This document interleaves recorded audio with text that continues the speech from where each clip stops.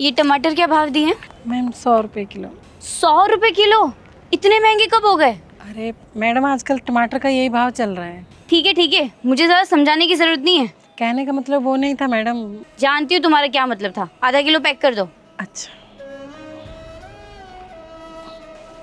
लीजिए madam. Madam पैसे। अरे दे दूंगी पैसे, भाग थोड़ी रही हूँ, रोज आपसे ही तो लेती हूँ। पर मैडम मुझे भी मार्केट से सामान वगैरह लाना होता है, पैसे दे दीजिए। अरे मैं यहाँ पास में ही रहती हूँ, घर मेरा यही है, रोज आती रहती हूँ यहाँ से, दे दूंगी बाद में।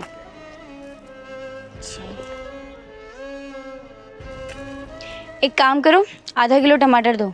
अच्छा मैम साहब,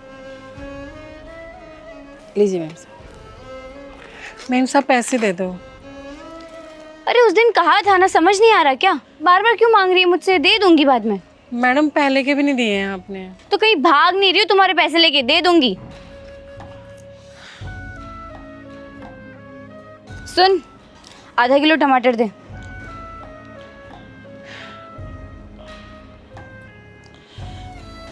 मैम साहब पैसे दे दो आप। यार बार बार एक ही बात क्यों कह रही है? तुझे समझ नहीं आता है क्या? पर मैम साहब मुझे बहुत ज़रूरत है, आप दे दो पैसे। जब मैंने तुझे बोल दिया मैं तुझे एक साथ सारे पैसे दे दूंगी जब मेरी सैलरी आएगी, समझ नहीं आ रहा? लेकिन मैम साहब आप पैसे नहीं दोगे, मुझे और भी मार्केट से सामान लाना होता है। देख, अगर अब तूने मुझसे पैसे मांगे ना तो 1 रुपया नहीं दूंगी तुझे, ना अभी के ना पहले वाले। नहीं मैम साहब ठीक है, मैं नहीं मांगूंगी, आप दे देना बाद में।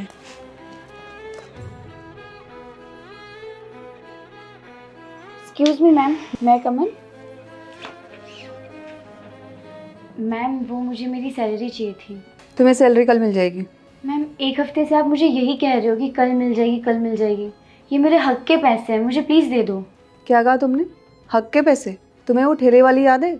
उसको भी तो तुमने यही कहा था ना कि तुम्हें तुम्हारे हक के पैसे कल मिल जाएंगे, कल मिल जाएंगे।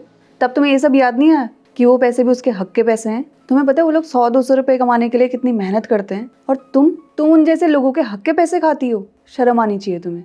वो सब मैंने अपनी आंखों से देखा था। अरे वो बेचारी कितना गिड़गिड़ा रही थी तुम्हारे सामने, और तुम्हें तुम्हारी गलती का एहसास हो। मैंने ये सब तुम्हारे साथ इसलिए किया था।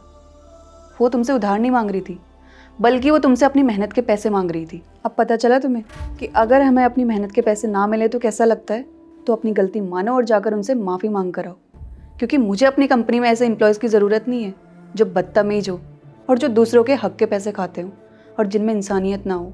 और आज के बाद मुझे अपनी ये शक्ल तब दिखाना जब तुम उनसे सॉरी बोल कर आओ और जब तुम्हें अपनी गलती का एहसास हो जाए, वरना कोई ज़रूरत नहीं है। Now get out. Ma'am I am really sorry. I said get out.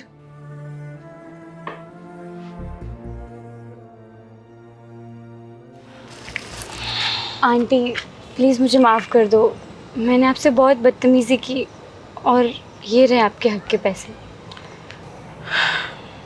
ठीक है बेटा, लेकिन एक बात का ध्यान रखना कि कभी भी किसी के हक के पैसे मत रखना। हम लोग 100-200 रुपये कमाने के लिए सारा दिन यहाँ धूप में बैठते हैं, तब कहीं जाके 100-200 रुपये बनते हैं। Sorry aunty.